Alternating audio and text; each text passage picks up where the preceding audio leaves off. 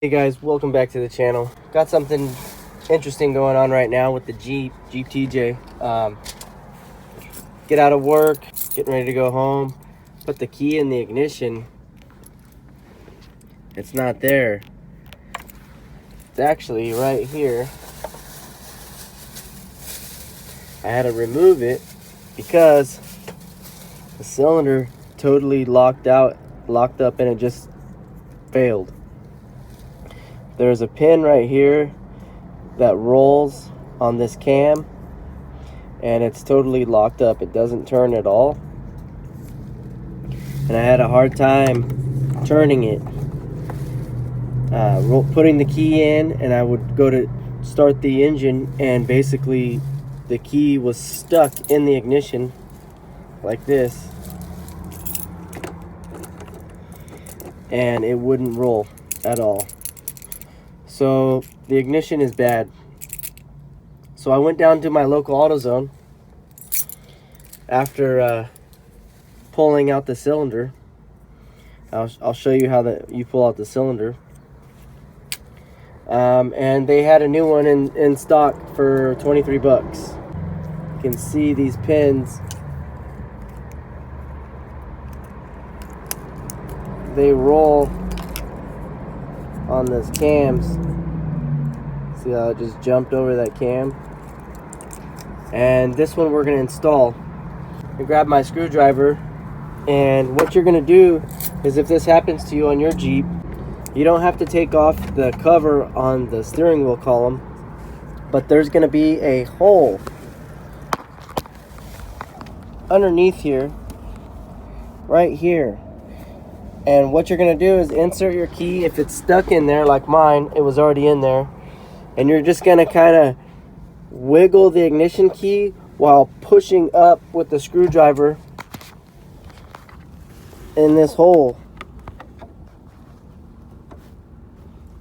See this hole right here?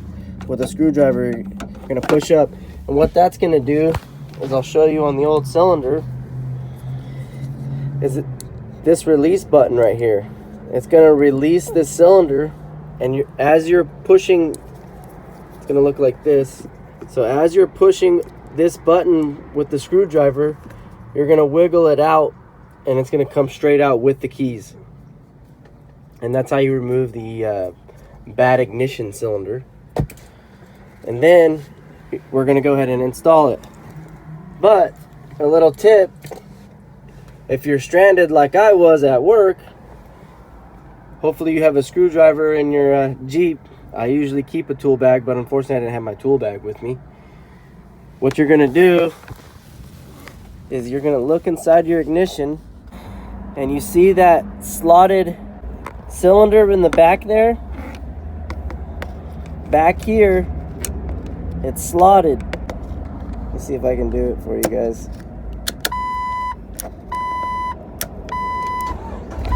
And there you go, I just started it up.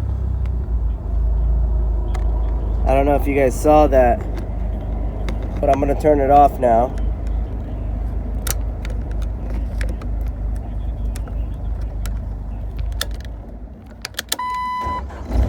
See how I'm turning it? You're going to stick it in there, start it up. And that basically is going to get you either home or to the local AutoZone, and then you're going to grab one of these. A cylinder and a set of new keys. And basically, you're going to line it up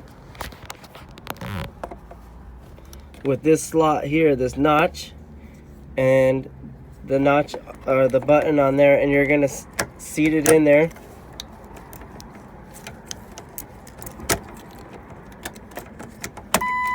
Just like that, with the key. So once it's in there, that button I was telling you on the cylinder is going to seat into its slot, and it should be good. But you want to double check that the O-ring on the new cylinder seats, and you have the old O-ring on the old cylinder out. And it looked like mine just disappeared. It disintegrated over time.